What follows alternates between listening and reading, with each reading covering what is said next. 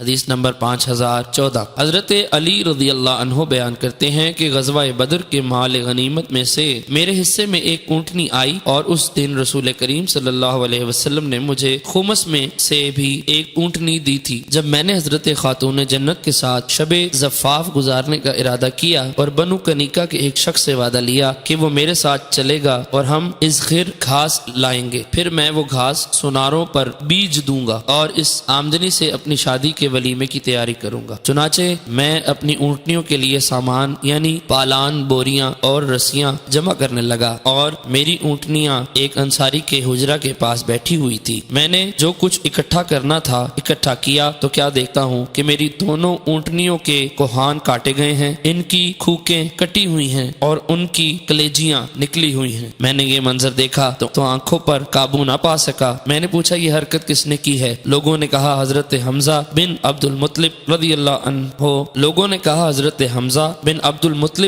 عنہ نے یہ کام کیا ہے۔ وہ اس مکان میں اپنے ساتھیوں کے ہمراہ شراب نوشی میں مصروف ہیں اور ایک گانے والی ان کو یہ شعر سنایا، اے حمزہ ان فربا اونٹنیوں کی طرف اٹھو۔ بس حضرت حمزہ رضی اللہ عنہ تلوار لے کر اٹھے اور ان کے کوہان اور ان کی کھوکیں کاٹ ڈالی، نیز ان کے جگر بھی نکال لی۔ حضرت علی المرتضی رضی اللہ عنہ فرماتے ہیں میں وہاں سے چلا اور رسول اکرم صلی اللہ علیہ وسلم کی خدمت میں حاضر ہوا۔ اس وقت آپ کے پاس حضرت زید بن حارث رضی اللہ عنہ بھی بیٹھے ہوئے تھے۔ رسول اکرم صلی اللہ علیہ وسلم میرے چہرے کو دیکھ کر سمجھ گئے۔ آپ نے پوچھا تمہیں کیا ہوا؟ میں نے عرض کیا یا رسول اللہ میں نے آج سے پہلے اتنا پریشان کن منظر نہیں دیکھا۔ حضرت حمزہ رضی اللہ عنہ نے میری اونٹنیوں پر حملہ کر کے ان کی کوہانوں کو کاٹ دیا اور ان کی کھوکیں پھاڑ دی اور وہ اس گھر میں چند شراب نوشوں کے ہمراہ ہیں۔ فرماتے ہیں رسول اکرم صلی اللہ علیہ وسلم نے اپنی چادر منگوائی اور اسے اوڑھ کر پیدل چل پڑے۔ میں اور حضرت زید بن حارث رضی اللہ عنہ بھی آپ کے پیچھے پیچھے چلے حتیٰ کہ اس گھر کا دروازہ آ گیا جس میں حضرت حمزہ رضی اللہ عنہ تھے۔ آپ نے اجازت طلب کی اور ان لوگوں نے آپ کو اجازت دے دی۔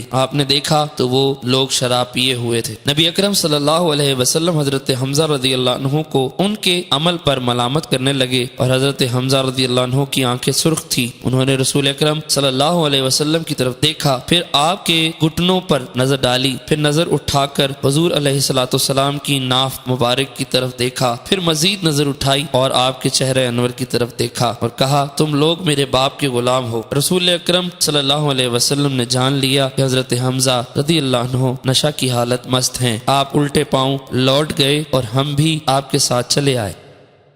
حدیث نمبر 5015۔ امام مسلم رحمۃ اللہ علیہ نے اس حدیث کی ایک اور سند بھی بیان کی ہے۔